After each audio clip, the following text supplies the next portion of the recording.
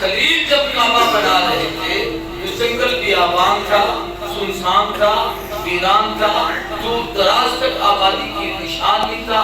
اللہ نے حکم دیا یہاں میرا گھر بنا۔ اب جو گھر بنایا وہ بڑا عجیب تھا، پتھر کٹھے کیے، ان پتھروں سے کعبے کو تعمیر کیا، اور قرآن کہتا ہے وَإِذْ يَرْفَعُ إِبْرَاهِيمُ الْقَوَاعِدَ مِنَ الْبَيْتِ وَإِسْمَاعِيلُ، ابراہیم اور اسماعیل نے کعبے کی بنیادوں کو اٹھایا۔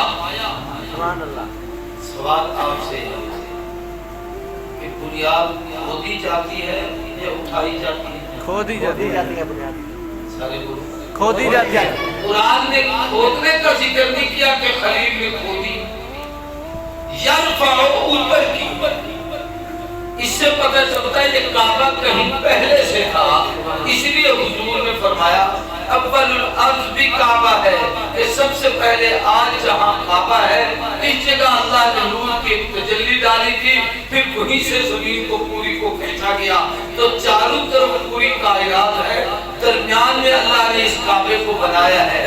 اور اوسط الارض بھی کعبہ ہے، کہ زمین کا وسط بھی یہی ہے، ہر طرف سے زمین دیکھو برابر سرابر ہوگی، کعبہ درمیان میں ہے۔ اور علماء کہتے ہیں آخر الارض بھی کعبہ ہے، کہ اللہ جس وقت کائنات کی بساط کر پھیریں گے اور دنیا کو ختم کریں گے تو وہاں اس وقت کوئی بدبخت ایسا آئے گا جو کعبے پہ حملہ کرے گا اور حجر اسود کو توڑے گا، پھر خدا کا غضب اور غصہ اتنا ہوگا کہ اس کائنات کی بساط پھیری جائے گی اور دنیا ختم کر دی جائے گی۔ تو میں عرض یہ کہنا چاہتا ہوں کہ کعبہ تعمیر پہلے سے تھا، حضرت آدم یہاں آئے تھے، ان کی توبہ یہیں پر قبول ہوئی تھی، نوح کی کشتی یہاں پر آئی تھی، جہاں ابراہیم علیہ السلام نے بنیادیں کھود کر پتھر رکھے تھے، طوفان نوح میں وہ ساری کی ساری عمارت گر گئی تھی۔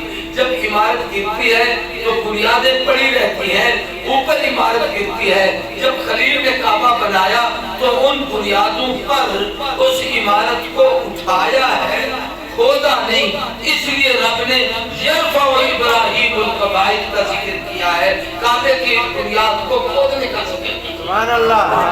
گویا حضرت آدم سے لے کر آج تک کعبہ ایک ہی ہے، جس کو ابراہیم نے بنایا، جس کو آدم نے بنایا، جس کو محمد کریم نے بسایا، جو ہم سب کی عبادت کا قبلہ ہے۔ سبحان اللہ۔